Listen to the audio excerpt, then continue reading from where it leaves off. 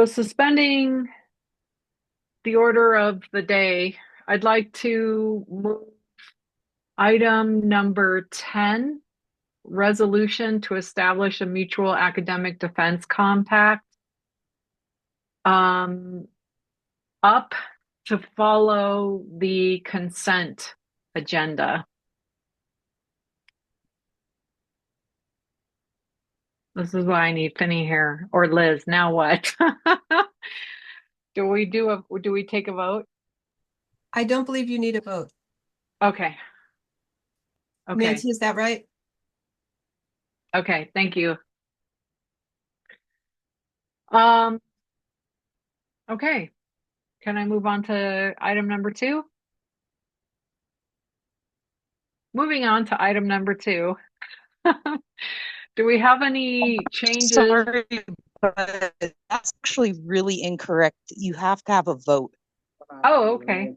per Robert's rules. Okay. Thank you, Rosanna. I appreciate that. Finney, I know Finney's going to be here, so he usually keeps me on the straight and narrow with this stuff. So I appreciate any input. Okay. So, senators, I'd like to do it this way. Is there any opposition to amending the agenda, moving the resolution up following the consent agenda?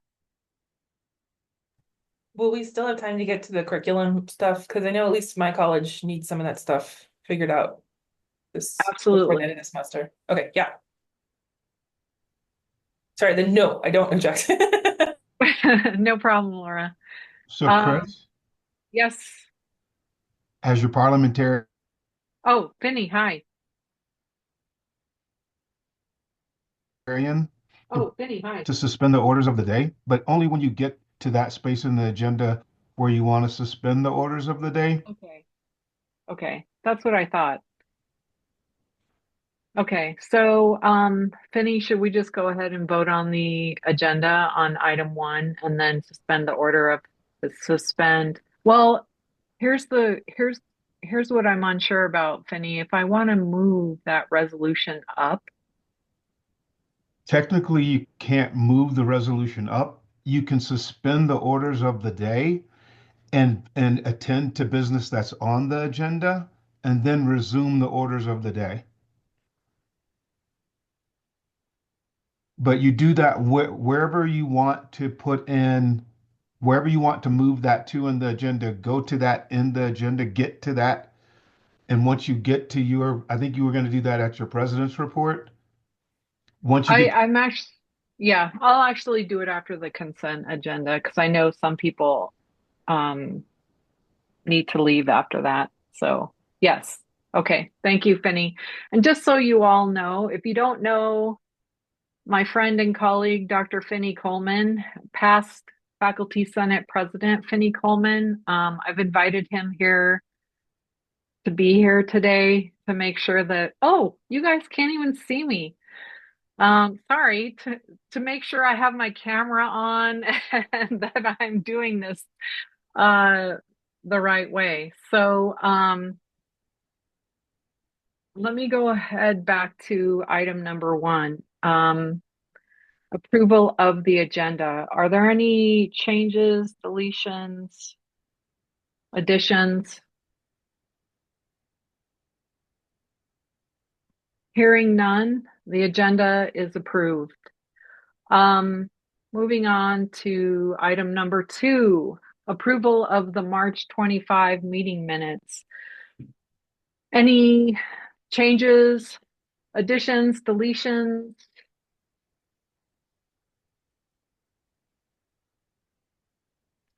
Hearing none, the minutes are approved.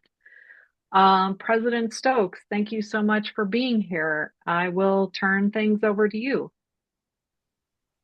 Thank you, Chris, and good afternoon, everybody.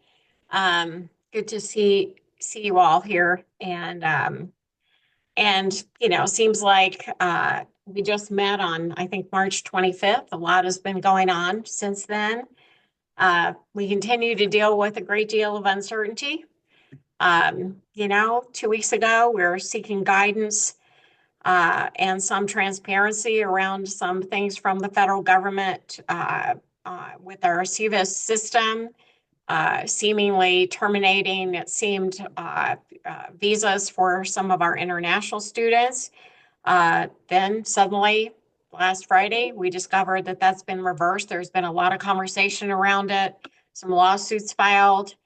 So I would say that, things have walked back. There's been a reprieve. I mentioned it in my President's Weekly Perspective yesterday. But we will continue to monitor this. We recognize on so many levels how important our international students are. And we share a lot of concerns about the impact on recruitment and retention of international students and others for key roles at the institution and throughout the country. So a lot to work through, a lot to stay on top of. We have had our teams working on a variety of things. I think all of you are aware of the indirect research cost reimbursement rates related to the Department of Energy. And so you've seen some communications from our research leaders related to that. That is also a directive that is being challenged. I've mentioned to this group before that we are an active members of the American Public and Land Grant Universities organization as a public university. And I serve on the APLU board, and we have a number of leaders that are active in different divisions of APLU. And that is one of the organizations that is staying on top of these issues for public and land grant research universities. And those and other organizations we are working with. So it hasn't stopped, and I know you're very much aware of that. I know that you're actively thinking and talking about what this means, and I really appreciate that you are all doing that. And we welcome the feedback of our faculty as we navigate, these uncertain times. And I think all of you are aware that that we as an institution just been very clear. We will take action when it's actionable and when we must. And an awful lot of the work that we do is behind the scenes. And that's one of the great challenges at this point of how to manage the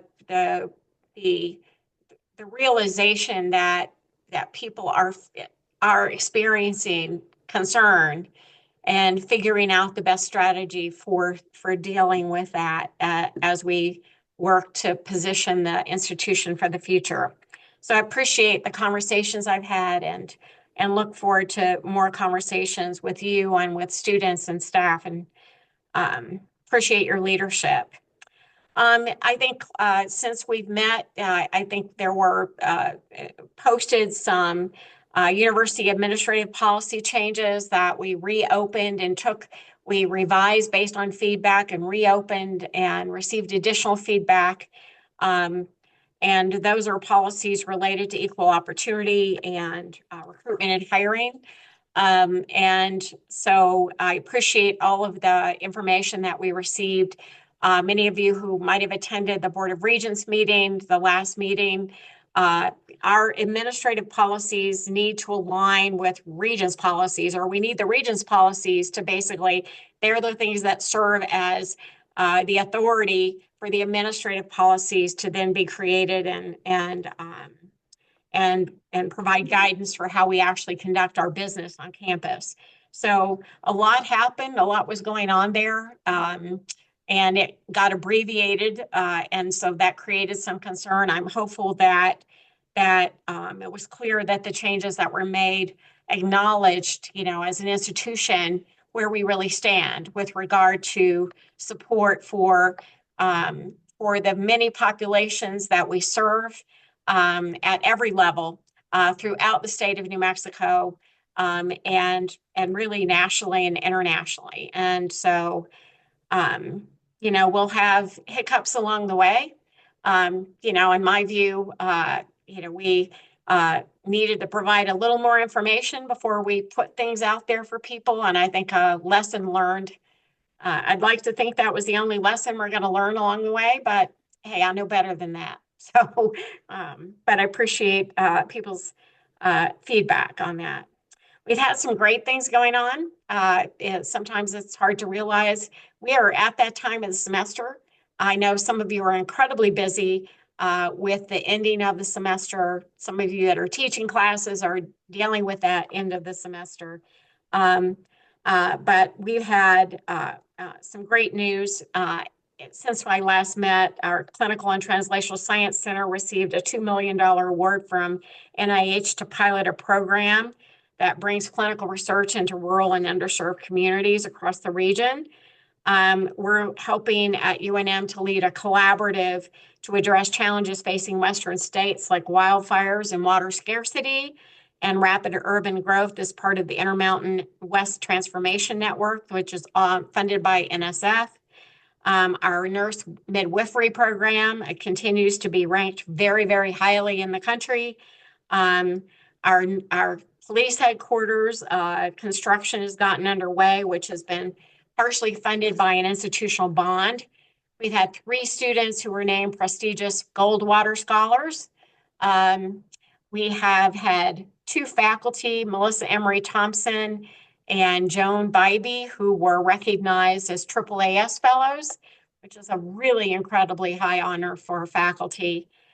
We had 9 physicians named in the 2025 list of top docs here in Albuquerque, which is something that really reflects well on them.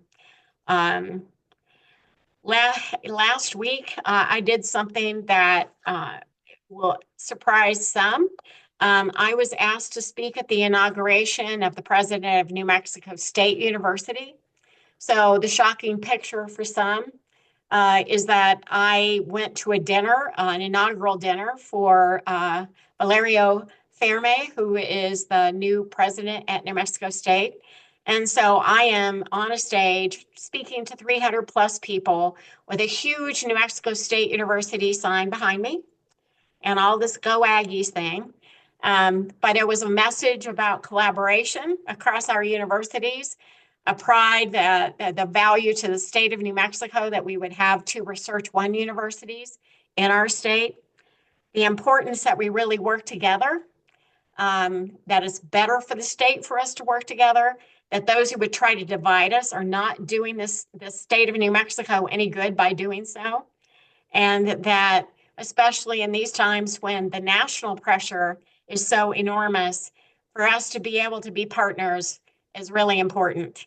I didn't shy away from the fact that higher education is under, assault, and that, we have to figure out how we're going to manage this. We are fortunate to have members of our congressional delegation, leaders at the state level, really wanting to be sure to support our institutions, with many of the things that we face. And I don't know what that looks like yet, but it's a message. The former governor, Gary Carruthers, was the person that invited me to this event. So anyway, if you see pictures of me within MSU behind me, it's all about that night and all about my message about collaborating and working together. So, but then I went to an event yesterday and said, well, for today, I feel compelled to say everybody's a Lobo. So, I'm going back and forth on this, friendly competition is good. Thanks to those who might have come by as we did our regular spring event at the Duck Pond with root beer floats and orange floats. It's something we do for students each year. And we've had lots of celebrations. We got some coming out, published faculty. The reception for published faculty is at University House on Thursday. We have innovation awards tonight. We recognize presidential scholars and the donors that support them last week. We had other awards. Yesterday, we celebrated faculty and staff who contributed financially during this last year to the university itself. We had more than 1,000 people give nearly $4 million. It's the first time we've had a celebration for faculty and staff who've done this, but you might remember UNM's big give earlier in the spring.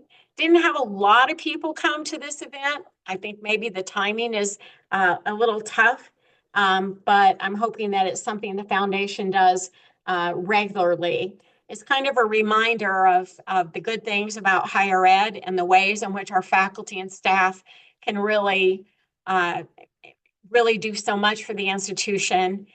Financially is one thing, but to do that on top of everything that we know faculty already do is just pretty incredible. So I was happy to be part of celebrating that. I'm sure there's a lot more that I could share today, but I will stop there. And Chris, certainly, however you'd like to handle. I know the provost is coming after me.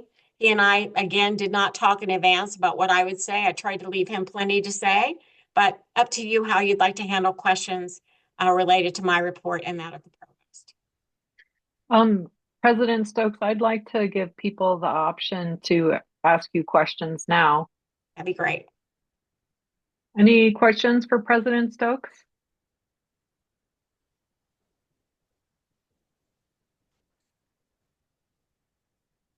And I realize after Provost Holloway presents, there might be questions for President Stokes as well. Laura, please.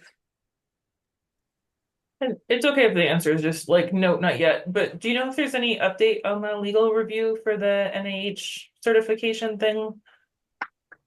I know that review is continuing.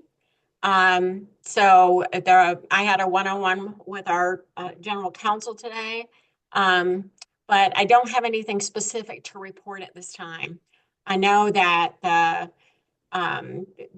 it's creating a lot of consternation.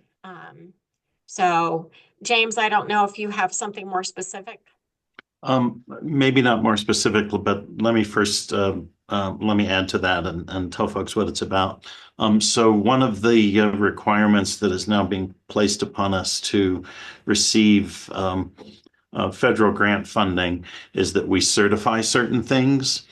And NIH has a set of certifications. NASA has put out a set of certifications. Some other funding agencies have put out a set of certifications. Bottom line is all of the federal funding agencies will, over the next several weeks or months, put out some new certifications. It's not new for us to have to certify things. For example, we've certified for years that we have a drug-free workplace policy and program. And so certifications like that to receive federal funding are not new. What is new is one set of certifications that several granting agencies have put out that require us to certify that we do not do DEI activity that is in violation of federal law, so that we don't do what might be termed illegal DEI activity. From some agencies, including NIH, a certification that we do not engage in boycott or divestment activity from Israel, and sort of very specific to BDS kind of activities. And so that's what's under review. How do we respond to that certification? And a concern for that is that typically our certifications are done by staff in the sponsored program offices, and they are clicking something that says we certify these things. If they're wrong, then they may be subject to federal criminal prosecution, basically for making a false statement to the federal government. So we need to think about this very carefully as to how we respond to those certification requirements. The challenge then is that it's holding up grants. It's holding up grants that are sitting there now ready to be funded, but we need to figure out how to respond to this certification requirement. And that is ongoing, and we know that there's some time pressing pieces to that. Provost Holloway, there's a question in the chat. Are these requests legal? So it is legal for granting agencies to ask us to certify things. The question, so as a broad class of things that we have to do, it is both not new and legal. Is it legal for us to be asked to certify that we don't violate law? There are various places where we do that. But those are, again, things like drug-free workplace requirements. We have a drug-free workplace program. We certify every year that we have that. So the general idea of certification is, again, not new and not in itself a legal issue, or not in itself a violation of law. But we do need to be able to truthfully respond. Our position, by the way, is we do not do illegal DEI. Right. But we do need to be really careful, because there is certainly a belief that if we were to certify something and then someone finds some website at the university where we say we have a scholarship that is only open to certain persons in a protected class, that would be a reason to bring a federal action against us. So we want to make sure that we're not opening ourselves to that kind of action.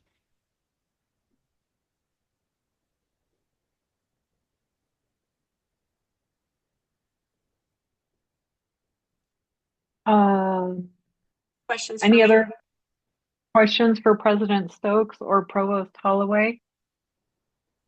Yeah, let me also respond to the question. Is it legal to demand that you invest your money in certain ways legal?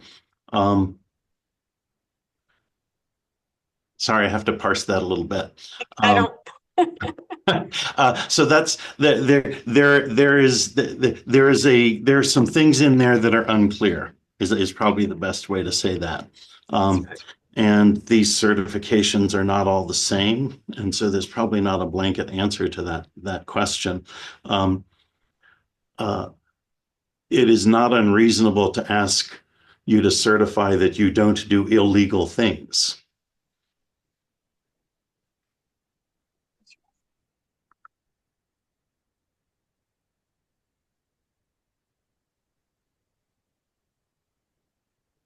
No, the certifications do not include language on how they will be enforced, but there's existing federal law that actually addresses that. It doesn't need to be in the certifications themselves. Thank you for those questions, Nair. Anybody else?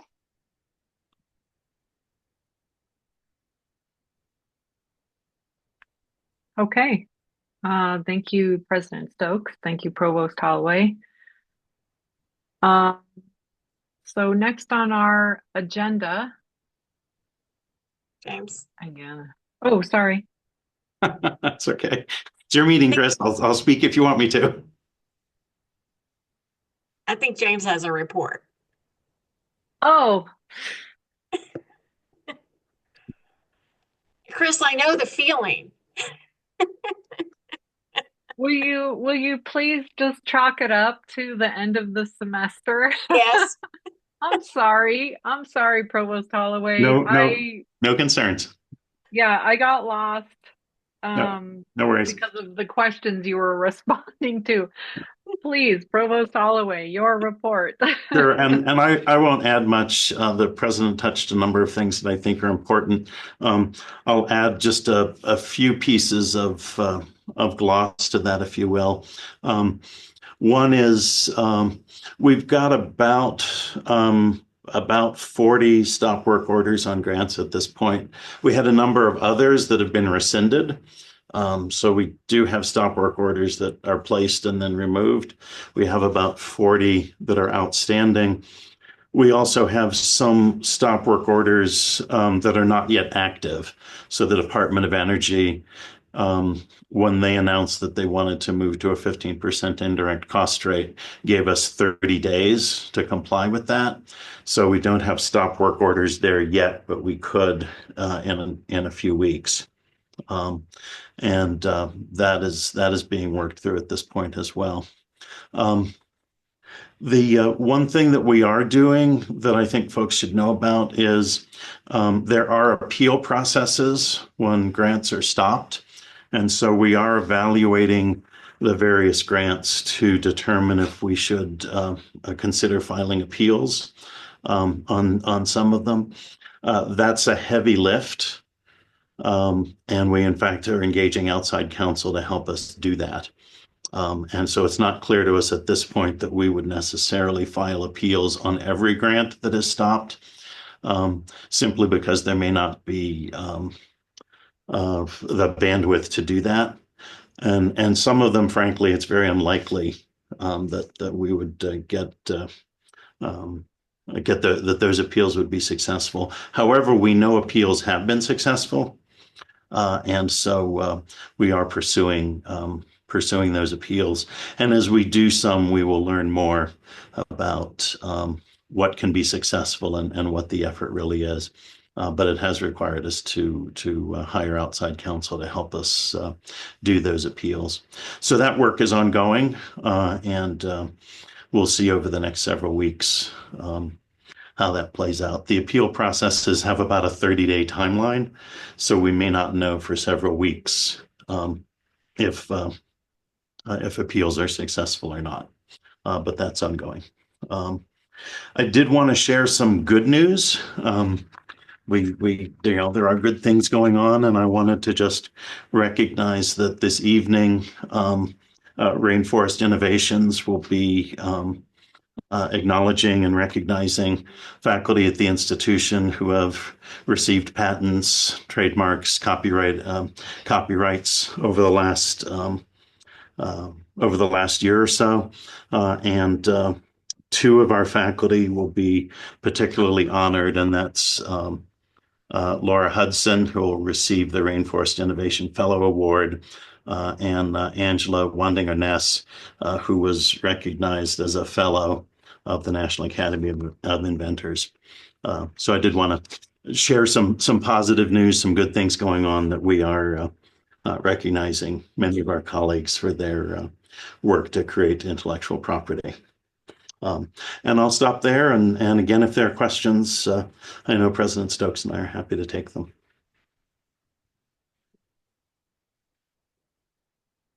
But I didn't get my picture taken in front of a giant NMSU sign. No, but you got yours taken in front of a Michigan State sign, so that's even more worse. Even more scandalous. How did I miss that? Coming from University of Michigan.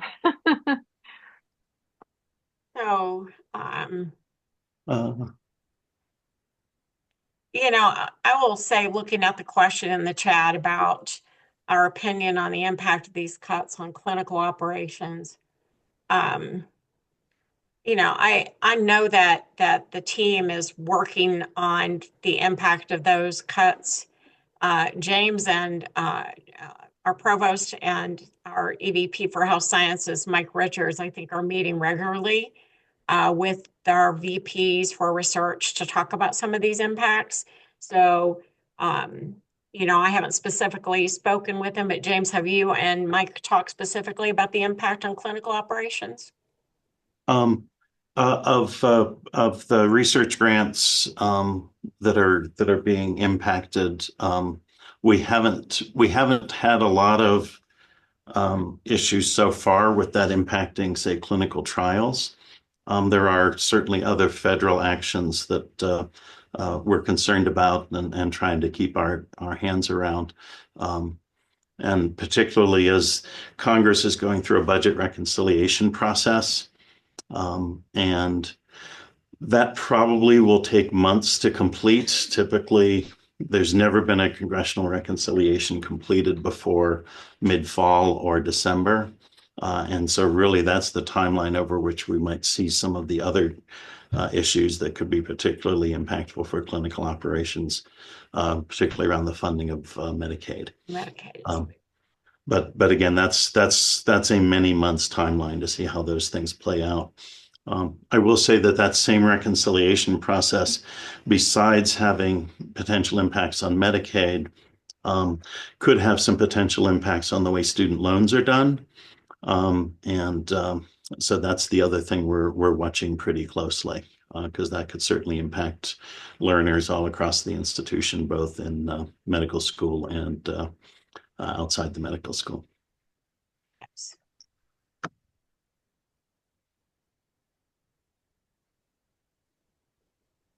Any other questions? Happy for answers too. If you got answers, we're good with that. We're all looking for them.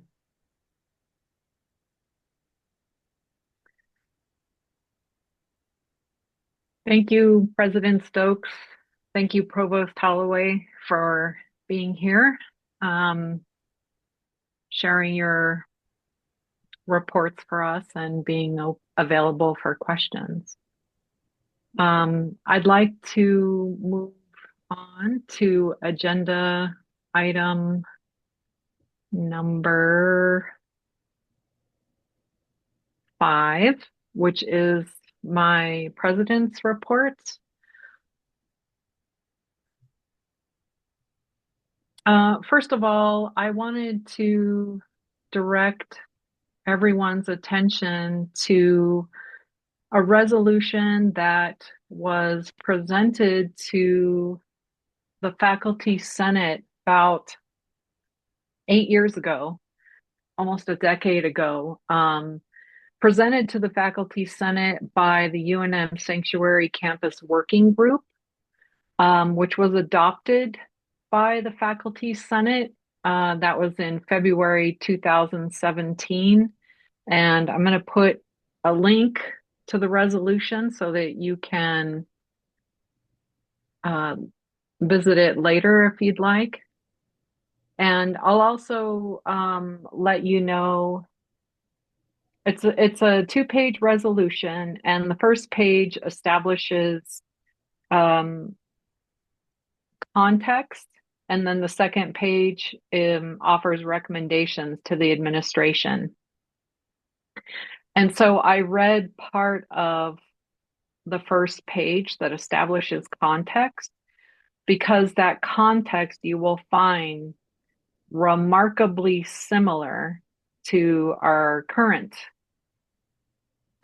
context. So I wanted to make senators and others aware that this resolution exists, and basically it focuses on the well-being of vulnerable student populations on UNM's campus and campuses. So in addition to it being passed by the Faculty Senate in February 2017, it was also adopted by the Staff Council on September 2017. So I invite you to visit or revisit that resolution. Second, I wanted to thank Liz Hutchinson for bringing this to my attention on May 1st. I'll put this in the chat as well. On May 1st, there is a webinar being put on by HACU, the Hispanic Association of Colleges and Universities. And the title of that webinar is Status of Dreamers and DACA Recipients, a forum. That's from 10 a.m. to 2:30 p.m. Eastern time. And that link the second link that I put in the chat, that'll take you to the registration page for that. I wanted to share with you that at the last Board of Regents meeting, they approved a 4% increase in compensation, and baked into the budget is a 9% increase in employee contributions to health benefits.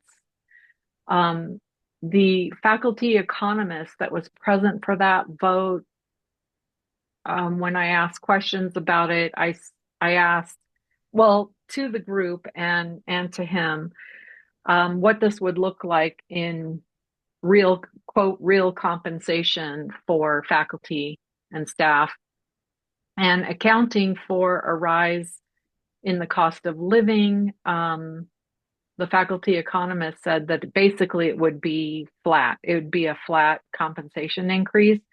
Now, I also have to say that I think Kevin Stevenson, who, you know, directs HR, didn't exactly agree with that assessment. So I just wanted to be sure to mention that. I also want to mention the caveat that the UA-UNM faculty union is still negotiating the new collective bargaining agreement, the complete agreement, and also, as happens every year, negotiating compensation and benefits.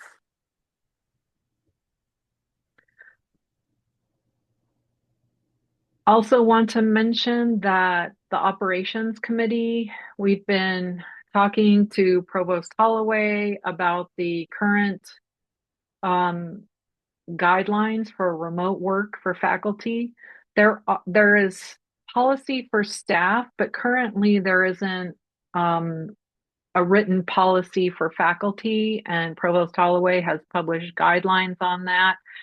We're working with Provost Holloway on how we can strengthen, improve those guidelines. So we're grateful to be working with him on this. And we'll also be working on this with our Faculty Senate Policy Committee so that we can get these remote guidelines revised and written into policy for the faculty handbook.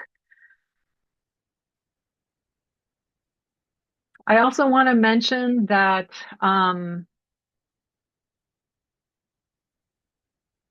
we are accepting nominations. Nancy, correct me on this, where we are with this. For the operations committee and president-elect. Operations committee, you know, does a lot of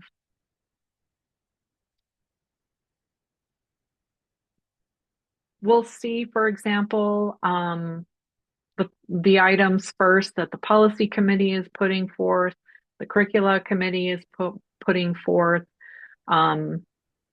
We establish the faculty senate agenda and have other meaningful conversations about how to support faculty and students through the faculty senate.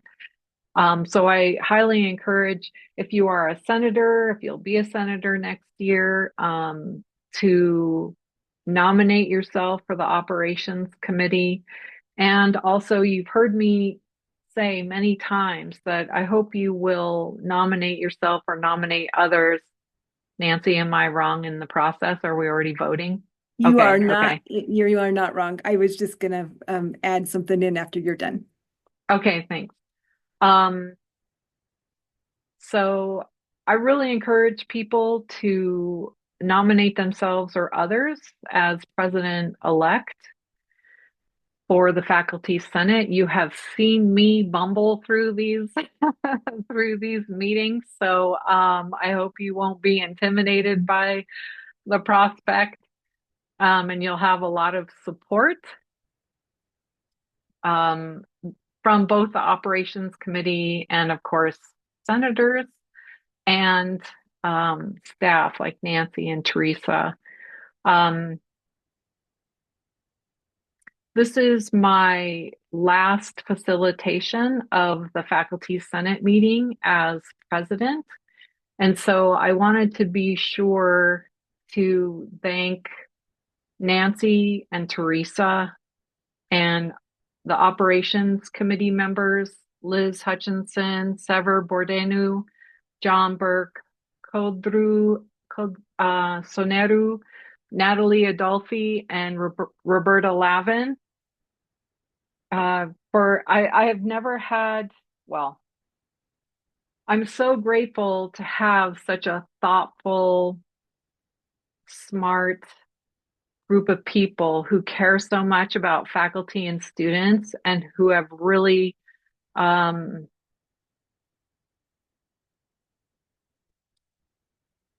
guided the conversations that we have at Faculty Senate and, setting that agenda, raising important points.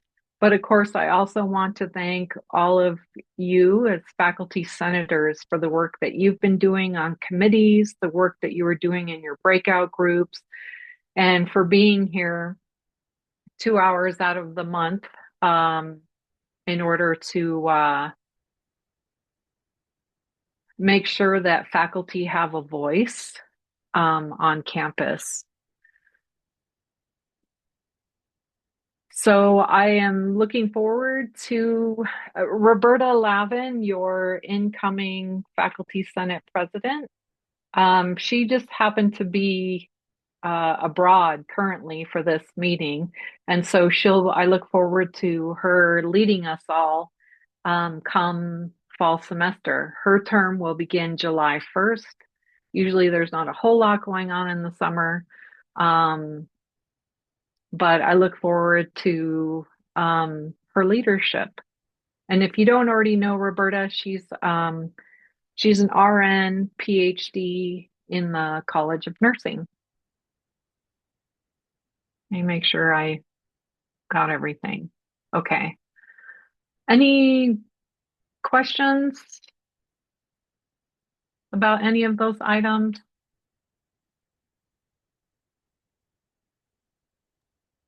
Chris, may I add on about the nomination period? Thank you, Nancy. Actually, we will be sending out an email probably first thing in the morning to the people who are on Faculty Senate for 2025 and 2026 for those nominations. So please watch. And if you're interested, please reach out to us as soon as possible. That will come from the UNM elections email.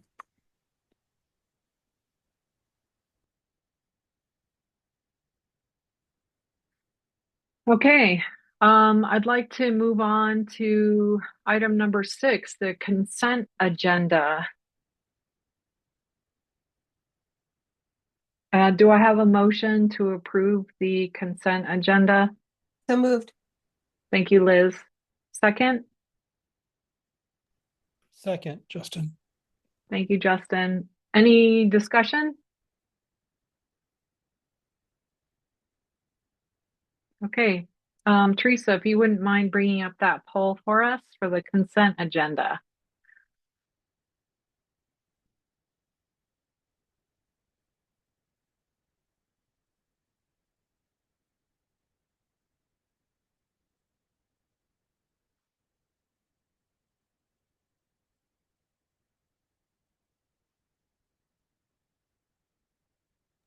Okay, we're at 100% there.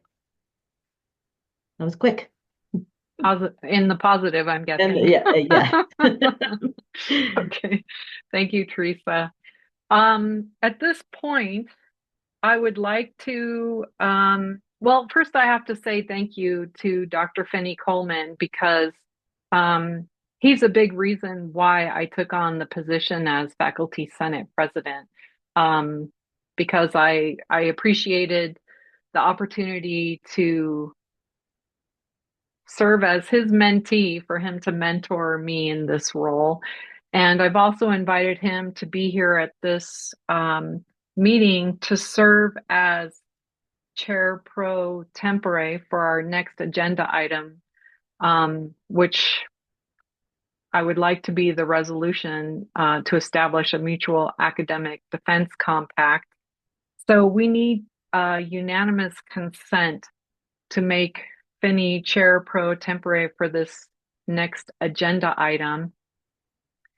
Is there anyone opposed to Finney serving as chair pro tempore for this next agenda item?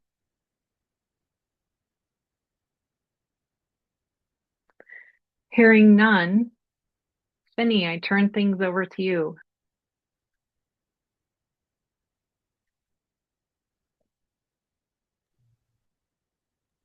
Okay, thank you, Chris. Can everyone hear me okay? So first of all, thanks, Chris, for the opportunity to chair this. This is an important issue. I'm glad to step in to do this. Without objection, colleagues, as chair, I would like to suspend the orders of the day in order to take up the resolution at this time. That resolution is item number 10 on our agenda today. Is there any discussion? Hearing none. Colleagues, I want us to remind us of a few rules that govern our work with motions. Only senators are able to speak, and only after being recognized by the chair. If a non-senator wishes to speak, and only after all senators wishing to speak have had an opportunity, a senator may ask the non-senator a question and state that they cede the time for the response. There'll be a strict 2-minute limit for all speakers. If you know that you have an amendment that you'd like to make to the motion, go ahead and queue those up so that you can cut and paste them into the chat. So it'll be easier for us to manage those as we go along. As chair, I can accept typos and mechanical errors without a vote unless there are objections to a particular comma or semicolon being placed someplace. Again, amendments, go ahead and if you know you have those, queue those up to be submitted into the chat. The following resolution comes before the Senate from the Social Justice Committee of the Faculty Senate. As it is a motion from a committee, no second is required. This is a resolution to establish a mutual academic defense compact action. This comes from the Faculty Senate Social Justice Ad Hoc Committee chaired by Justin Bendel. Justin, are you there? I am here, Finney. Go ahead, please. All right, thank you. I have a couple slides in my introduction here. Let me pull those up. But first, for those who don't know, my name is Justin Bendel. I'm a faculty senator and have been for 3 years. I'm speaking today on behalf of the Ad Hoc Social Justice Committee of the Faculty Senate. And I want to present the following resolution for your consideration this year. Let me pull up my slides now.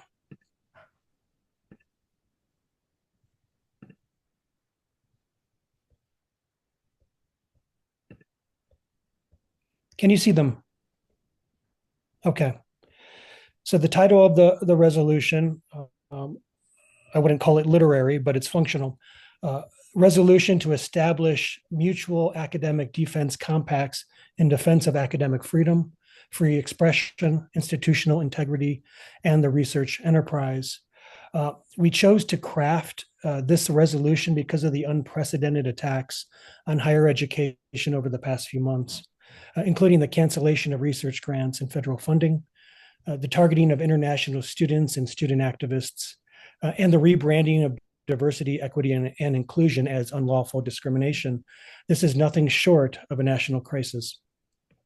Our resolution is modeled off similar resolutions that have been passed by faculty senate bodies at Rutgers, UMass Amherst, Indiana Bloomington, Nebraska Lincoln, the SUNY schools, and others to come. This is a incomplete but semi-comprehensive list of schools that have either passed resolutions or have resolutions coming to their senates soon. Alaska, Arizona, are about half of the Big Ten right now, and others are in the docket, as well as Western Wash. I'm pointing out the Western schools here. The idea behind these resolutions are threefold. They signal to university administrations. Well, let me pause there and let me pull you up the resolution real quick. I'm not going to read the whole thing to you. It was provided in the Faculty Senate packet, but I will read the 6 be it resolves at the end of it to sort of highlight what we're focused on here. For the sake of the Senate, we were hoping that this resolution will do the following things. The University of New Mexico Faculty Senate will urge the president to establish a public and land-grant university mutual academic defense compact among all public and land-grant universities that would like to participate, 250 plus in the nation. So be it further resolved, we would also urge the president of UNM to formally propose and establish a New Mexico-centered higher education defense compact among private and public colleges and universities across the state. Third, the president of UNM would take a leading role in convening summits. Whoops, I skipped one. My apologies. Under the compacts, participating institutions shall commit meaningful support. This is financial, legal, organizational, and/or strategic to a shared or distributed defense infrastructure designed to respond immediately and collectively to attacks by the government actors on any member institution. 4, these compacts shall facilitate the mobilization of institutional resources, including legal counsel, governance experts, public affairs professionals, faculty governance leaders, research capacity, and media relations to coordinate a unified and robust response. 5, the president of UNM would take a leading role in convening summits of faculty and admin leaders to initiate the implementation of these compacts and to affirm the collective commitment to defend academic freedom, free expression, institutional autonomy, etc. in New Mexico. And the motion is thus that the resolution, we will vote on the resolution to establish mutual academic defense compacts. I'm going to pause there and return it to Finney so that we can open it up for discussion. Thank you. Thank you, Justin. Colleagues, is there any discussion?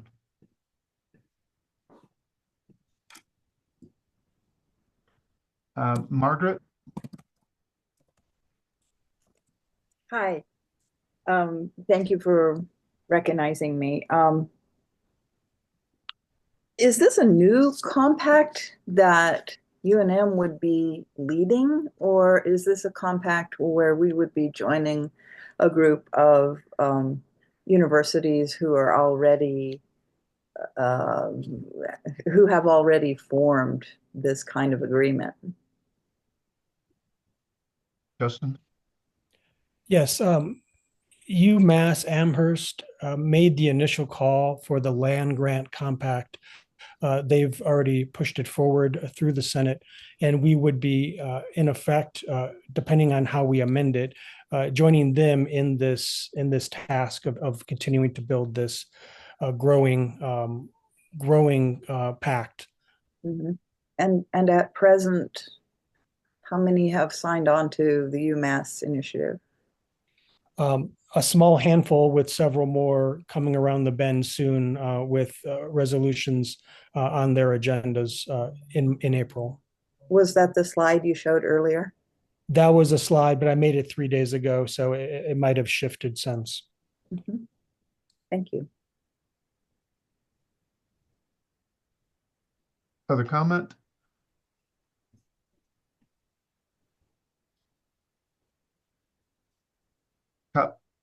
Okay.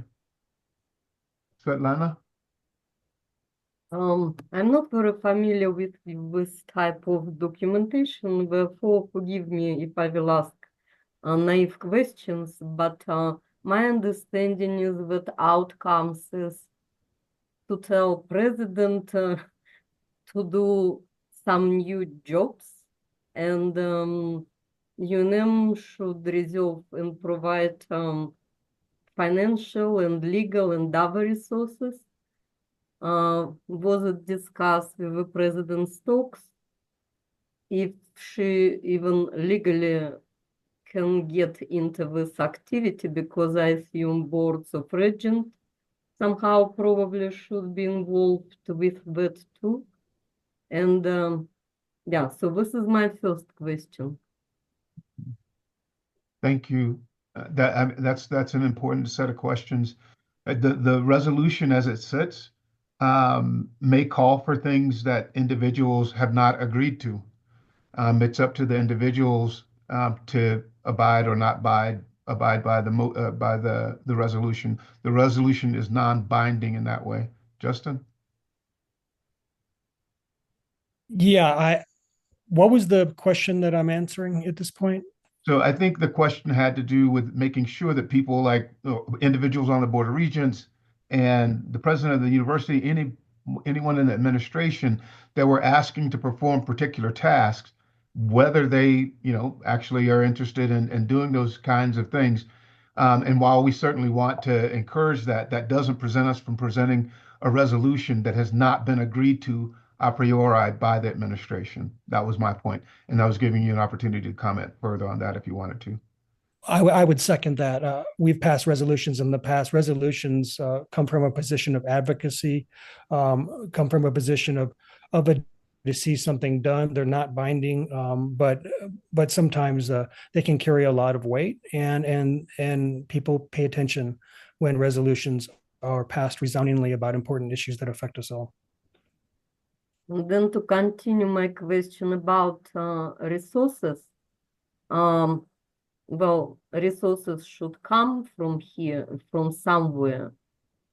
And I didn't hear before that our university has plenty of resources. So if resources to be allocated, it means that they will be taken from some programs. Was any thought given which programs will be cut off to progress with this agenda?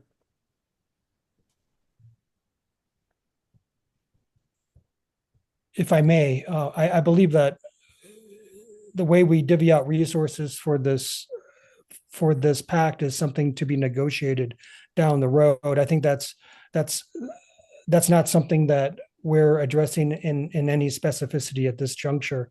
That's a conversation for once we get to the point where we're, looking at this and deciding precisely how this might look in discussion with our sister institutions. Liz? Thank you, Finney. I think that's a legitimate question. Where do resources come is always pretty important. I agree it's a subject for future negotiation if we do in fact pass the resolution. But I'd also point out that the meaning of the compact is that UNM might benefit from those shared resources from other institutions, not only that UNM would provide resources. And I think I'm not really sure how that would work out, but I think as we've done in the past, taking a resolution on principle can be very useful in moving the institutional conversations forward. And I would hope that our leadership would respond to the good intentions and the desire for collective action that I've certainly heard from a lot of senators over the last few days. I'm going to put in the chat the last resolution that this Senate passed, which likewise was non-binding, but allowed the faculty to have voice in standing for academic freedom and the freedom to teach about race and gender justice. So I'll just leave that in the chat for people to remember. Thank you. Justin, I see your hand raised. Yeah, I wanted to take my 2 minutes to add my personal take on this. The idea behind this resolution, as Liz pointed out, is the stance matters. The strong voice from the faculty matters. It's not just about enacting the pact. It's about signaling to the administration that the time to stand in defense of the integrity of our institutions is not, it's sometime in the future, it's now. It signals to our students and faculty and staff that we're not going to twiddle our thumbs as colleagues and students get picked off by a belligerent state. It signals to our sister institutions that we will get their back if they're attacked, just as we expect them to have our back if we are attacked. And that solidarity and collective action in defense of something, this common good, collection of institutions, it means something and it has value. And this is an unprecedented, moment in the history of the United States, and it's time to take that moment seriously. So I'm going to leave it at that. Caroline? Oh, I thought I saw Caroline for a second. Yeah, no, I'm here. Sorry. I just lowered my hand and didn't unmute. I'm just wondering if I'm understanding this correctly, there's both a national compact and a state of New Mexico compact. And I'm curious, how those work together and why both would be necessary. Like, if we're part of the national one, do we also need a state one? Justin? Again, this is a negotiable part of the resolution, but the idea behind it, the Commonwealth of Massachusetts has pursued both at this point. There's a collective of schools in Massachusetts that are aligning and finding common ground in a pact, and then they're calling for the national one. Of course, it makes sense to join the national one because there's strength in numbers. But as a flagship institution in the state of New Mexico, it also makes sense to check in with our own institutions and go, hey, we need to rally around each other and make sure we're focused on where we are, where we're from, and ensure that we're not overlooking the local in favor of global concerns, so to speak. Margaret, I thought I saw your hand for a second. Yes, thank Yeah. you. Just to speak to the point that you made a moment ago, Justin, I think it is worth me pointing out that I brought this resolution to the attention of the faculty of the art department, and the entire faculty unanimously, enthusiastically supports this. They all wrote to me saying so, and so just for the record, there's faculty who are really see the value of this. They see the value of sending a signal of solidarity at this particular moment, the timeliness of this. Just wanted to let you know. Thank you, Justin. Thanks, Margaret. Other comments? Natalie, oh, wait a minute. I'm sorry. Natalie, did you pull your hand down? No? Okay, I'm sorry. Laura? I have kind of a dummy question. I didn't bring the resolution to my faculty, mostly just because we didn't have a meeting. We had another thing, so we ended up not having a meeting when I would have. Is it like, I don't personally as a faculty senator have any sort of issues, but is this something that we should have brought to our colleges first to so that I'm sorry, I'm feeling really dumb. No, I don't think that's a dumb question at all. And there's always that middle ground, Laura. Sometimes we have enough time to get these things done. I think ideally, we want every faculty member to have had a chance to see this. I know that Justin and his team worked hard to make this available to us as quickly as we could before we get to the end of the academic year. Having this faculty senate meeting where we have it in the semester kind of truncates that period. But I would highly encourage all of us, independent of how this vote goes, to take this back to our constituents and ask them for guidance and support for the resolution. Thank you. Other questions, colleagues? Seeing none, I'll ask you, are you ready for the question? If we can have the poll, please.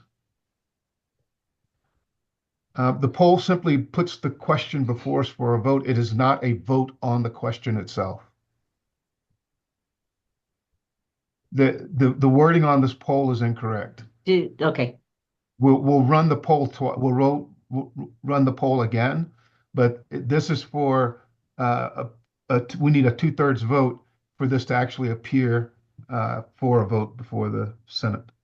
So you can go ahead and vote in this poll. Wait, it disappeared. The poll disappeared.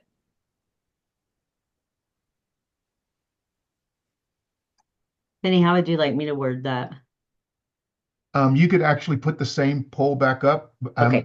you know, unless there's objection from the body. We'll use that simply to document the 2/3 that we want to actually take the vote. Let me see. Relaunch. There we go.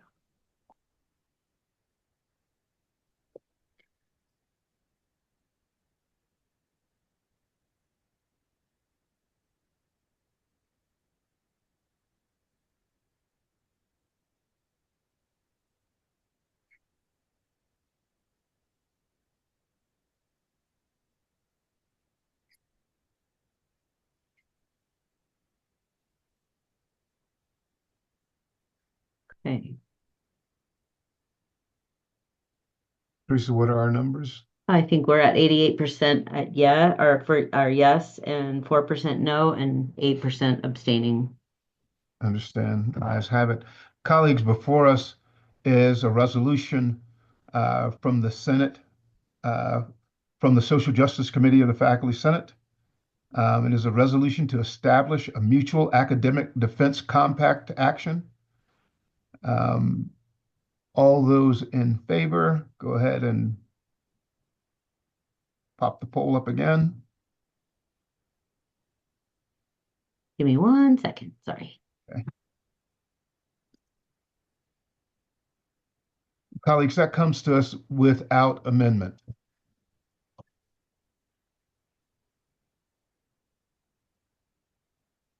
Penny, am Penny, I able to make a motion that we get the title right at least? The title Or- right on, Because the title of the resolution is very, like, it says something different from what we want it to say. okay. It's resolution to establish mutual academic defense compacts and defensive academic freedom, free expression, and institutional integrity. And instead, we want it to say compacts in defense of academic freedom, etc. So I think it's kind of I feel like it's sort of a big deal to get that right, don't you think? That is. Without objection, colleagues, I'd like to take a vote on that name. Can you place that the actual name in the chat for everyone to see, Caroline? Yes. Do you want the actual wording right now and then the fixed or Yes. proposed fix? So what you want to do is say where the resolution reads whatever it says right now, the title, and then put in, I propose that the language be changed to, and then put in whatever it is that you'd like that language to read, and we'll take a vote on that.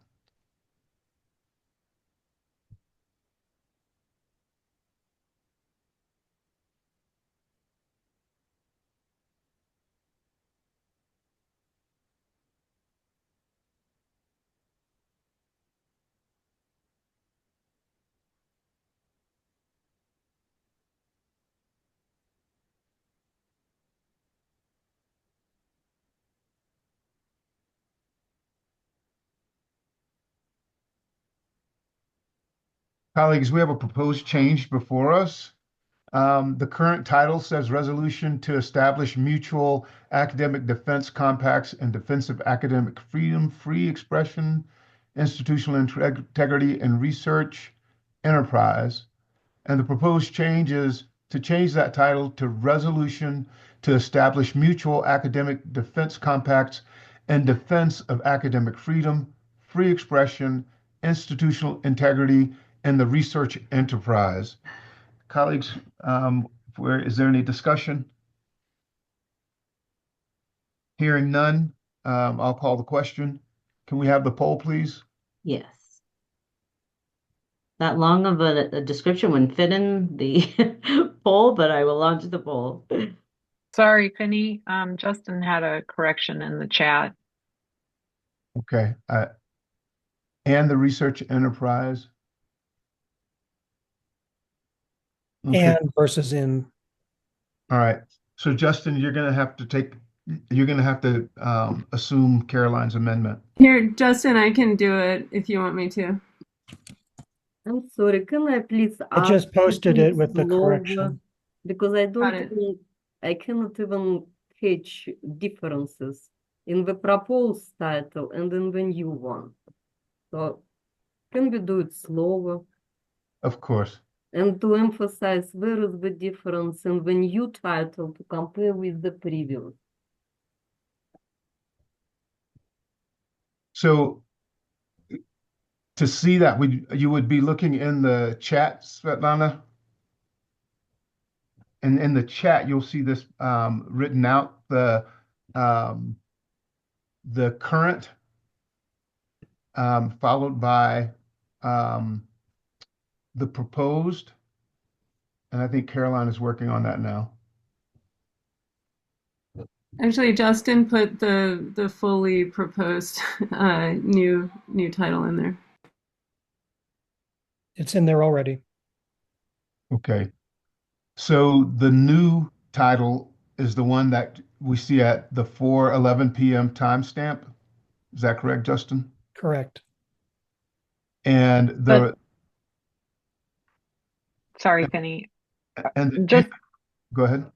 Go ahead. Svetlana, I just wanted to let you know there were 2 typos in the title. And so these amendments, they don't change the spirit or meaning. Well, they don't change the spirit of the resolution. It just corrects the typos that were in the title, if that helps. It does, but we need time to process information, right? Actually, typographical mistakes can be accepted without having the vote. I chose to have the vote simply because of the way that Caroline posed the question, not because it was a significant change in the content of the title. So that if there's an error there, Svetlana, it rests upon me. But colleagues, I'll ask again, if you're ready for the question, is there any discussion? There is none. We are voting on the amendment of the title, simply to correct the errors that were made there. The new title will read, the correct title will read Resolution to Establish Mutual Academic Defense Compacts in Defense of Academic Freedom, Free Expression, Institutional Integrity, and the Research Enterprise. Go ahead and please vote, colleagues. This is just on that title change.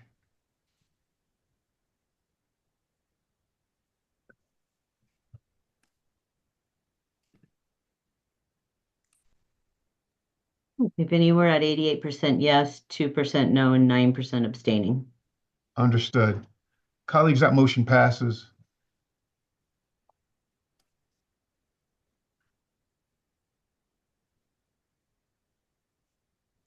Colleagues, we have before us a resolution to establish mutual academic defense compacts in defense of academic freedom, free expression, institutional integrity, and the research enterprise. Is there any discussion? Colleagues, I'd like to call the question. Please post the poll.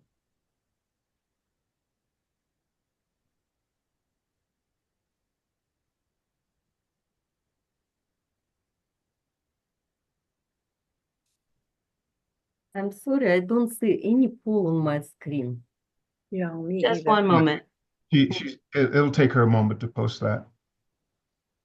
Okay, should be posted. Thank you.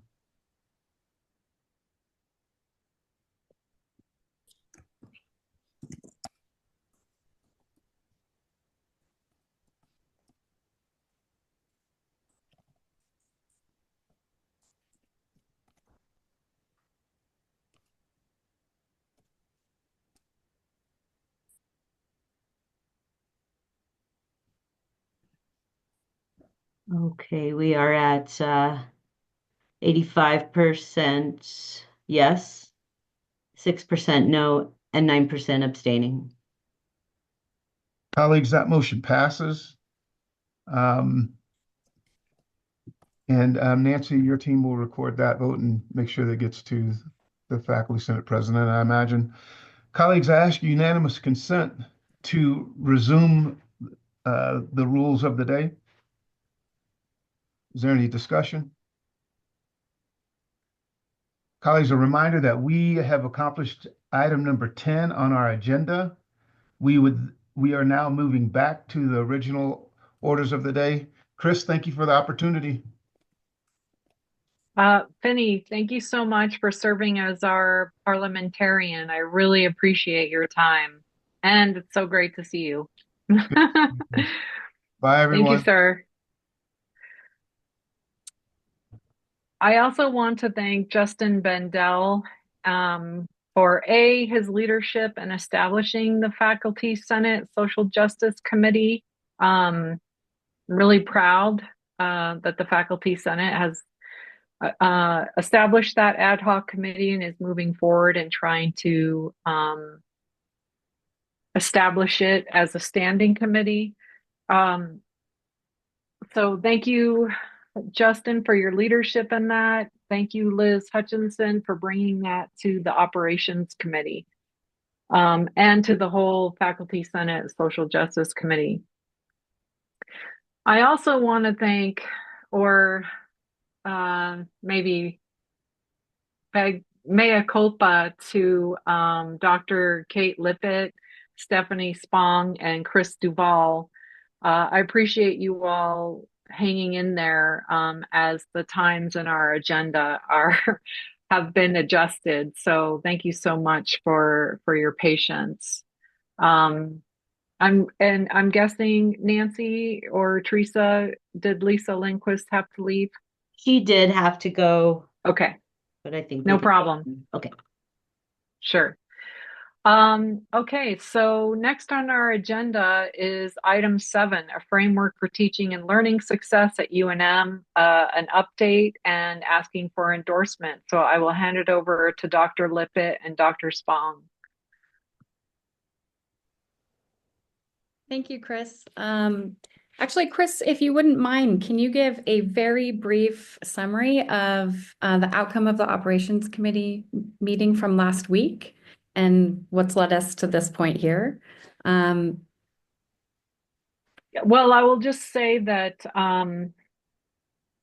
after Kate and Stephanie have asked for a lot of feedback from stakeholders across campuses, including at the Center for Teaching and Learning, they then presented again to ops last week on that feedback and how that has gone and how that has informed revisions to the framework.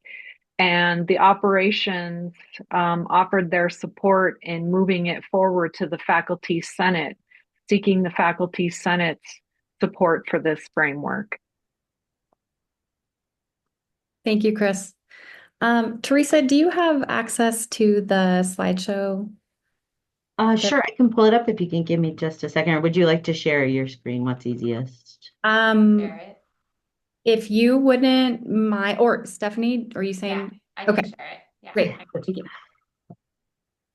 Okay, so hello, Senators. It's nice to see you all again. I'm Kate Lippett. I'm chair of the Faculty Senate Teaching Enhancement Committee. It has certainly been a long and challenging semester, but it's nice to come and talk to you about something that I feel like is a real positive. The work around student and faculty success at UNM gives me a lot of hope and a lot of joy, and I hope you all feel the same way. So I'm excited to share what is the final language of our draft for UNM framework for teaching and learning success, following faculty, student, and staff feedback on the version that we shared last month. So this framework reflects our shared purpose and a commitment to improving teaching and learning at UNM.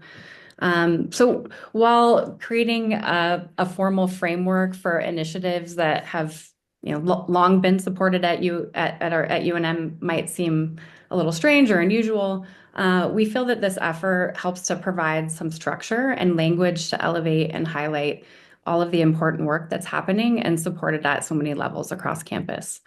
Through discussion in the Faculty Senate Teaching Enhancement Committee that began last spring, there was a expression amongst the membership that we needed some shared principles on things like course design, professional development, award and peer review processes, and a shared acknowledgement that students are also seeking clear, consistent guidance on what success at UNM looks like, both academically and professionally. So this effort really emerges from a shared desire to align teaching excellence with student success outcomes across UNM. And I'll go ahead and I'll let Stephanie Spong go ahead and tell you all a little bit about the feedback that we've garnered to share to revise this draft and get us to the point we're at today. Yeah, thanks, Kate. So there have been several iterations from within the Faculty Senate Teaching Enhancement Committee. And then we also, thanks so much to the support of, Chris and Nancy, we sent out a survey via AllFac to get feedback from across the faculty. We also sent it out, individuals from across the TEC sent it out to their contacts and their constituents and things like that.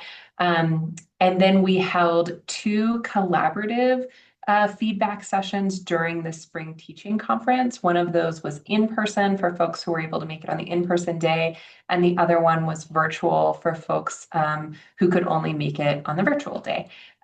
So overall, we received over 140 pieces of feedback. So that's like submissions to the survey that had several questions in it. And we used that to help draft and recraft the framework as it was sent to you all last week. And some of the kind of key things that have opened up is what we heard from folks is a real desire to not just know about student actions and faculty actions, but also like the institutional or administrative action. So you'll notice that there's a 3rd column in there now that says administrative actions.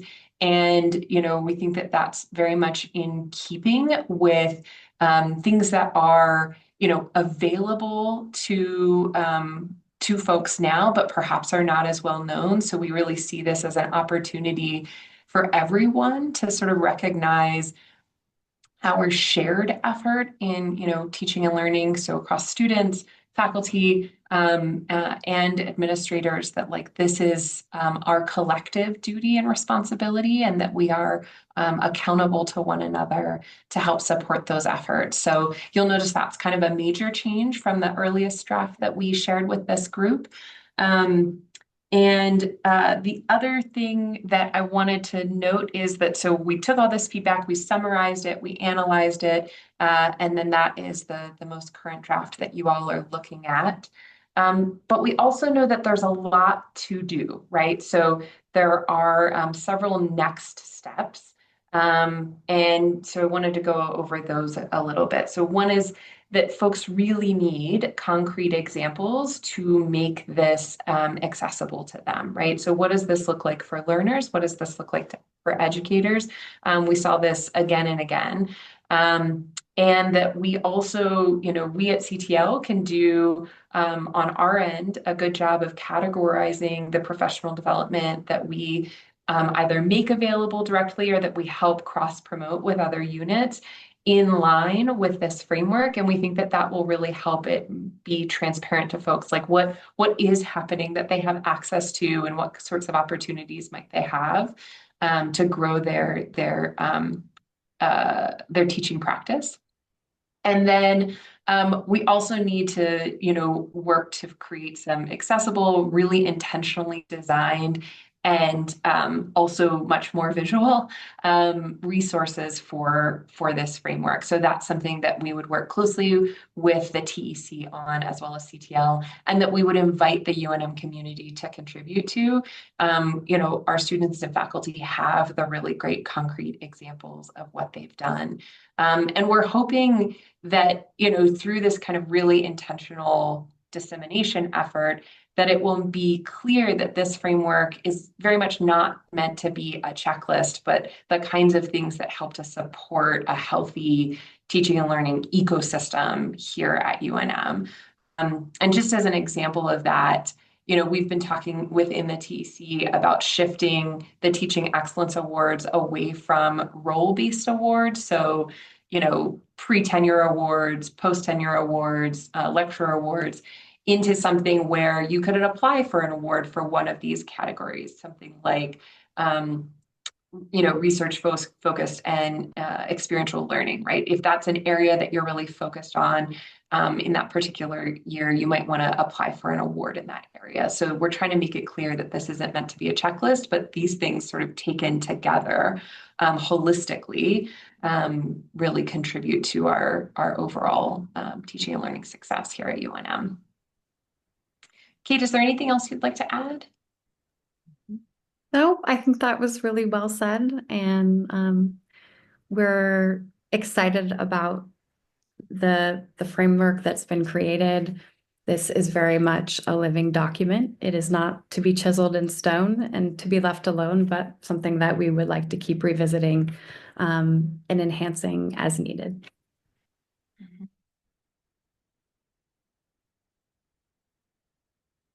Oh. Can I ask a question? Please. So I didn't, I was looking at it, I look at. Sorry, just a minute, please. First, we need a motion and a second. And if you're not a faculty senate senator, you need to be called on by a senator. So please, let's first, I am senators. a faculty senator. Okay, I can't see who's talking, so I apologize. But first, we need a motion. Do we have a motion to endorse the framework for teaching and learning success at UNM? I think you have a discussion before you have that. I need a motion and a second, which will be followed by discussion. Thank you. Motion. Do we have a, thank you. Second. Do we have a Second. Thank you thanks. Discussion. Well, so I look at a lot of stakeholders in the learning process, and I've been lucky enough to start a new program, and I didn't see anchor employers there, and I didn't see things like their input. What do you guys think about that? Maybe I didn't see it. I just was trying to follow it. And then there are external people that review our stuff. Occasionally, there's different programs that external reviewers give professional accreditations for. And I didn't see that stuff. I mean, I work with the course designers all the time, and I really like them. I just don't know where that is in there. Is it in there or not?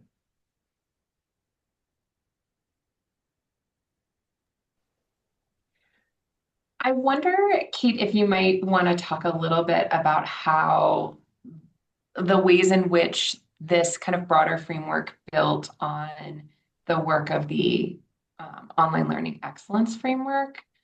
In terms of, anchor employers or, advisory boards, like external advisory boards and things like that, I think that there is a real opportunity for this as UNM continues to sort of iterate and grow its kind of culture of teaching and learning, for that to contribute to this framework. I don't think that there's any reason that it couldn't. There is a portion in there that talks a little bit about community engaged learning, experiential learning, and I think that those are really important ways in which we need to partner with, say, anchor employers, and maybe the concrete examples that we bring to bear could really be informed by those relationships and cultivating those relationships.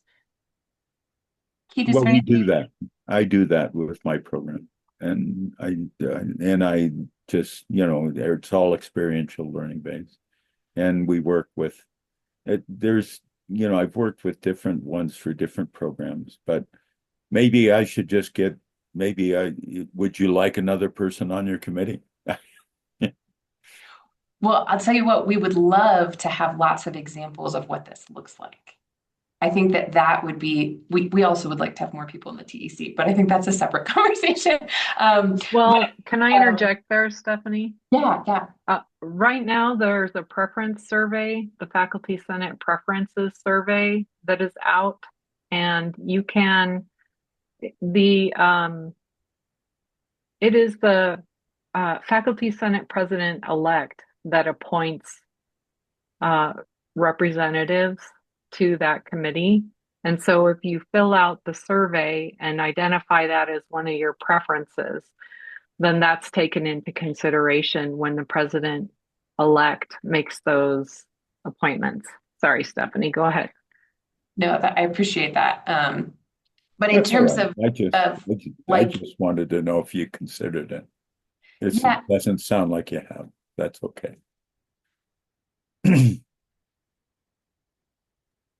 But just to lead off of what Stephanie was saying, this really came from sort of a, really just discussion in the Teaching Enhancement Committee about the online teaching framework that came about and was presented last spring, so last year, and a recognition that a lot of the ideals and principles that were being presented in the online framework really resonated with what we were doing in person and hybrid situations, and that there really wasn't a whole lot of difference between what would be ideal principles for excellence in online teaching and ideal principles for excellence in in-person teaching.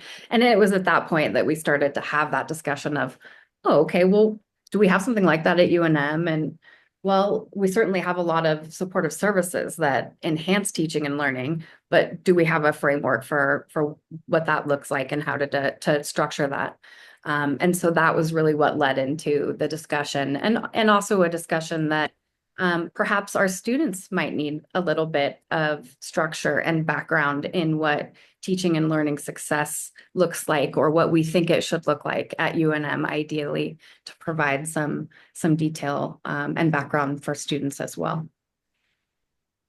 Thank you, Kate. Colleagues, do me a favor, like Liz is doing, use the, raise the hand or type a question in the chat, because we have 63 participants, so it's hard for me to see you if you have a question. But also, too, I want to mention, it looks like Pamela Cheek might want to pose a question or make a comment, and as she is not a senator, she's not able to do so without one of you acknowledging her and giving her your 2 minutes. So please do that. Liz? Yeah, I was about to say I'd like to give my 2 minutes to Dr. Cheek. Thank you. Okay, thanks. Thank you very much, Senator Hutchison and President Elder. I really just wanted to comment briefly that it was really a pleasure to see the framework presented at the Teaching and Learning Conference, and that in my role as Vice Provost for Student Success, I'm deeply committed to providing the administrative supports necessary to enable this framework, which I recognize as aspirational, but nonetheless serve as a guide for work that we do via academic affairs units to support the faculty in teaching, and also to support students in learning. So this is really me registering full support for the framework and intention to do what I can to actualizing the framework and making it into a useful tool to elevate the work that the faculty do and to enable the work that students do.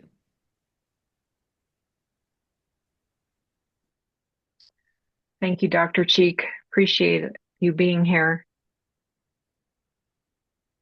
There's a Paula Swalen asks the question in the chat, what support will be provided to temporary part-time term teaching faculty to achieve the framework educator action?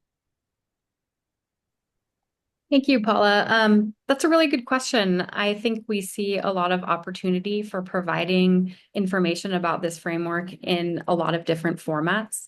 One of the formats that first came to mind when we started talking about this was, we really need to provide incoming faculty with information about what teaching and learning success looks like at UNM, and being able to have something that we can give to them, whether it be in hard copy or digital copy, could be very impactful.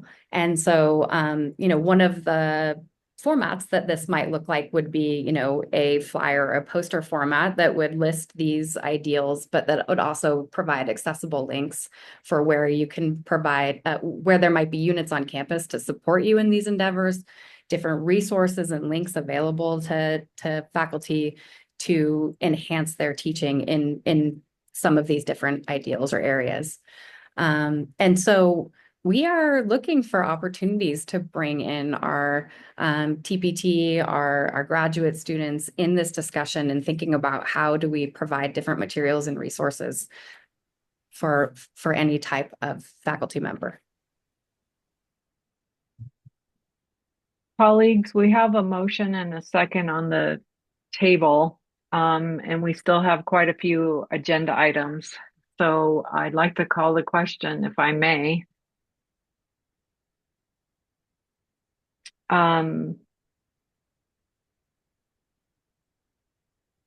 Teresa, would you mind bringing up the poll?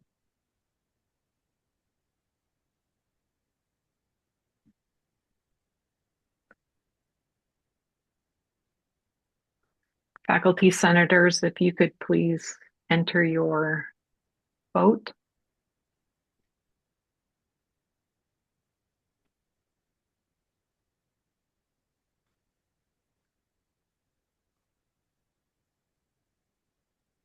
Okay, we are at 85% yes, 3% no, and 13 abstain. Great, thank you. Congratulations, Kate and Stephanie, and thank you for all of your work on this. Appreciate you and the Teaching Enhancement Committee.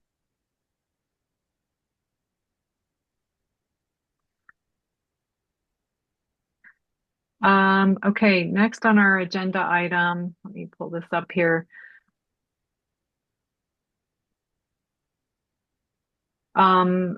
Unfortunately, Lisa Lindquist had to leave. She was going to present on the posthumous degree request for student Anthony Kanowitz.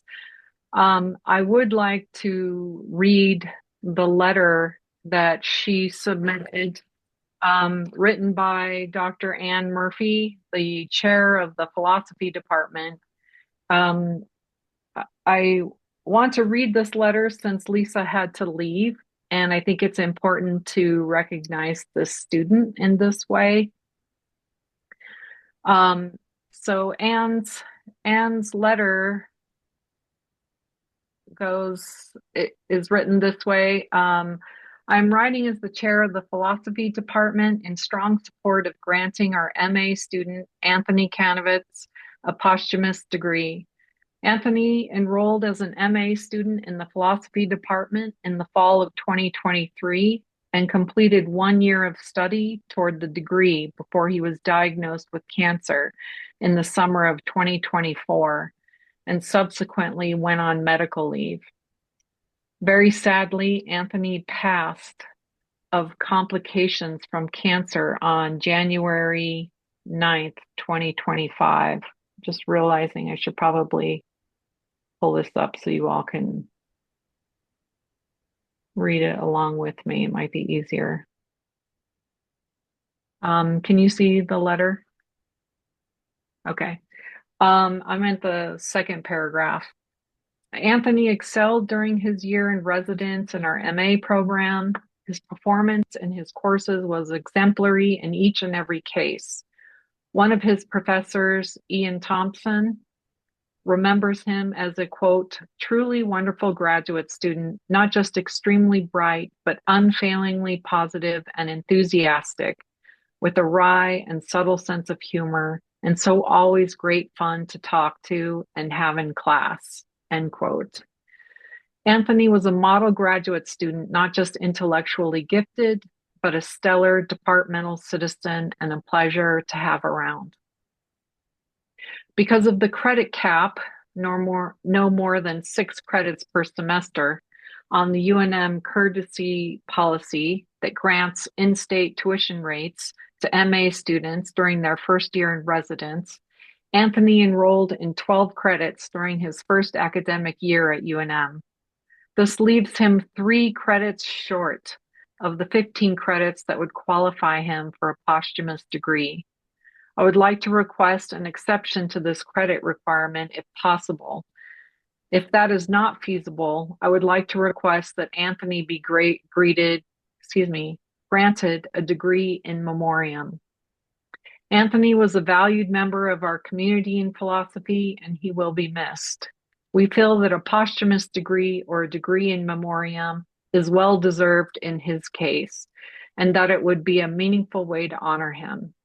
I also believe this gesture would be significant for Anthony's family. Thank you for your consideration. Sincerely, Anne Murphy. I also want to mention that Lisa shared with me that not just the philosophy department, but the college and grad studies are also in favor of this being awarded as a post degree instead of in memoriam. Let me stop sharing.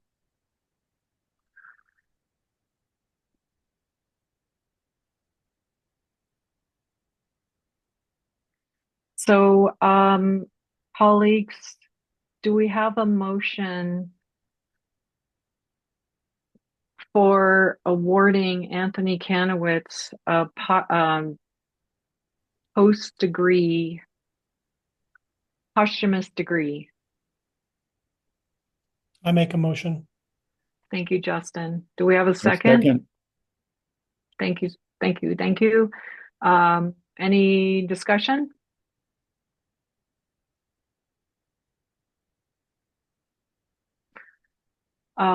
Teresa, do you have a poll for us? Should be able to see that now.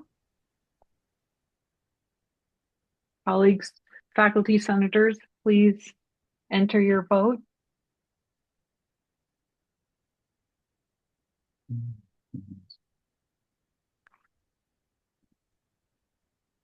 Okay, we are 97% yes, 0% no, and 3% abstain. Thank you so much. And I'll let Lisa know the results of that vote so she can share it with others. Okay. Next, we have Dr. Duvall on the agenda, presenting on a new Bachelor of Arts in Sustainability and Environmental Studies. Dr. Duvall, I really appreciate you hanging in there and your patience in presenting this agenda item. I will hand it over to you. Thanks for the opportunity. Let me share the slides that I have here.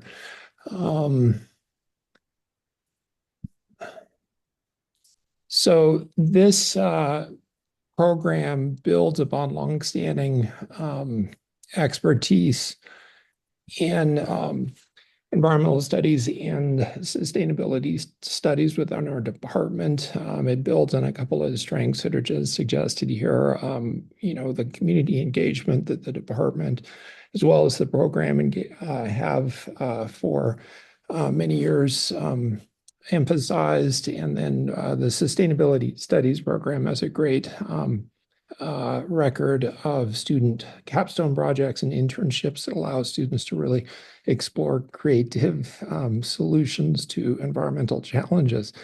And the program proposal is really kind of arises from our experience locally with student input on the proposal as well as community input, really looking at situations that you'll see in the news, such as recently neighborhoods in the South Valley where both environmental rights and civil rights, social injustice, environmental injustice are all coming together. And so what we really want to do is to enable the students to pursue and understand situations like this example, where there is really kind of a nexus of human and social and environmental concerns coming together. The learning goals of the program really emphasize both basic and applied knowledge. We want people to be able to go be change makers in the world, and really emphasizes as well kind of self-reflective understanding of social and ecological diversity. We think of the learning goals, the programmatic learning goal as kind of having 4 component goals that range from, basic facts, knowledge, type of knowledge, all the way to kind of awareness and an understanding of ethical values in self as well as others. The program really kind of fills a gap in the UNM undergrad curriculum in terms of human-focused environmental degrees. Within geography, we offer the possibility for students to pursue environmental specializations, but we don't have a concentration or anything comparable that really allows students to just focus on environmental concerns. So a lot of students who are interested in natural and environmental sort of knowledge and specialization find themselves really pushed in a specific methodological direction that's reflective of geography programs generally. There's an environmental science BS program in the Department of Earth and Planetary Sciences, and this is really kind of emphasizes hard sciences type of understanding of environmental situations. We have a very good relationship with that degree program. We send students back and forth based on understanding of their interests. There's also a program in the School of Architecture and Planning, which is a pre-professional program that's really directed towards specific disciplinary objectives. We have a strong relationship with them as well in sending students back and forth. There's a handful of concentrations in other degree majors as well. Now, the program that we're proposing has a distinct CIP code that's not present in the state. There's some comparable, some degrees that are comparable to other degree programs at UNM and other universities in the state, but none of them really provide interdisciplinary human-focused education. And if we look at kind of the programmatic description in this CIP code, there's really an emphasis on interdisciplinarity and kind of bringing together multiple perspectives on social and ecological problems. And that's what we really hope to emphasize. Students are increasingly seeking environmental degrees because there's growth in allied occupations. There's projections that environmental and sustainability professions are growing at a rate that's second only to technology fields. This is nationally and globally. If we look at UNM peer institutions, a number of them have both geography programs as well as comparable kind of environmental and sustainability programs. These are just 2 examples that are quite similar to our department in various ways. We can see that there's a lot of student interest in these programs in environmental and sustainability kind of areas of learning. Within our department, we have currently 62 sustainability minors. This minor program serves students across the university. We draw from 8 different colleges. 16 arts and sciences departments. The biggest number of minors, though, are geography majors. We have, just under 70 geography majors. It's difficult to tell exactly how many are really pursuing an environmental specialization because that's not designated within our programs, but about half, a little less than half are. Overall, looking at all the different environmental degrees at UNM, these have all grown across departments. These have all grown. And so the number of students who are interested in this is growing nationally as well as within the university. This degree program is possible as a first or second major. It consists of core courses and then 2 sets of elective courses that I'll describe in a moment. So the core courses, we schedule all of these within our department to make sure that there's student progress towards degree completion. We're not depending on other departments to fulfill the requirements for our students. These kind of range from basic knowledge in environmental studies and sustainability studies to more advanced understanding of issues such as sustainability and climate change. Students also have to take 2 sets of electives. The first set is kind of skills building, really focusing on making sure students have the ability to transfer academic knowledge successfully into non-academic contexts. So there's a communication group. This group we identify separately based on feedback from community members and by our departmental advisory board that we worked with on developing this. There's also application group, which is skills that are kind of distinctive to different disciplinary areas, everything from arts to sociology and other options there. There's students have a lot of different possibilities that they can pursue here. And for the application group, students can choose study abroad or an internship to satisfy those credits as well. There's the second set of electives are degree concentrations. There's 3 different transcripted concentrations that students must choose from. One looking specifically at sustainable development and environmental justice, one looking at regenerative food systems, one looking at regional issues, sustainable natural resources in the Western United States. Now, for all of these 3 concentration, students have a lot of possibilities to choose from in terms of courses and even number of disciplines. In all of these, though, students can't take entirely all of their electives in any single course code, and they're capped in terms of the number of course codes that they can take to satisfy their electives, which means they must pursue interdisciplinarity in their learning. And so one example of a possibility that a student who has interest in either intercultural or international careers might pursue, they have the core courses. On the left in the center are the experience methods electives. Again, the skills type of methods. The ones with asterisks here are student choice electives, and I distinguish that because within the concentrations there are 2 electives that all students must take in order to kind of establish a shared knowledge base that they can take into the other electives that they take. And then they have 3 student choice electives within the concentration area. And so just to kind of, yes. Can I interrupt you for a second? I want to make sure that we have enough senators present to have quorum to vote on this proposed degree. Yes. So, and no fault of your own, for sure, we're running out of time. So I just want to make you aware of that. Yep, this is the last slide. I'll just leave it up there and let you move on with the process. Well, please go ahead and finish your last slide. I guess the only thing I'll mention off of here is that this doesn't require any new resources. It's just simply presenting cataloged, regularly offered courses in a new way that lets students pursue their interests. Thank you. Sorry. No, no need to apologize. Okay. Teresa, could you stop sharing?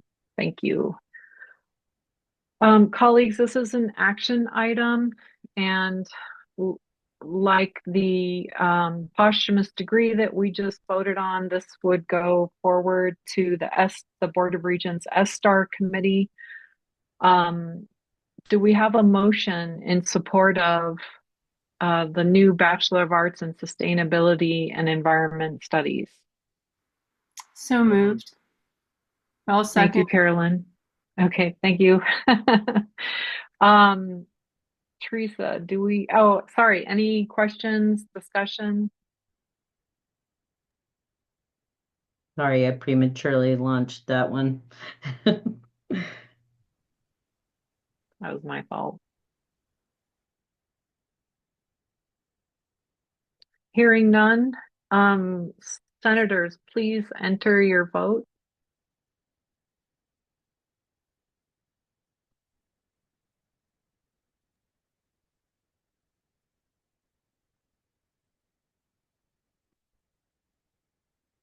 Okay, we're at 97% in favor, 0 no, and 3% abstaining. Great. Thank you so much, Chris. Appreciate you being here, and I appreciate your patience. Yeah, no problem. Thank you for having me. Of course. Congratulations. It'll move on to SSTAR, where I get to vote on it again. Or where I get to vote on it, actually. Yeah. Teresa, do we have any public comment? We do not. Okay. Senators, we have 3 minutes for breakout groups, which, however, when I didn't receive a response to my email for those who wanted time for their breakout groups, which is a good thing in this case. However, I do want to invite those of us who are a part of the breakout group on creating the training for new senators, led by Olivia Baca, if that group could stay on for just a moment.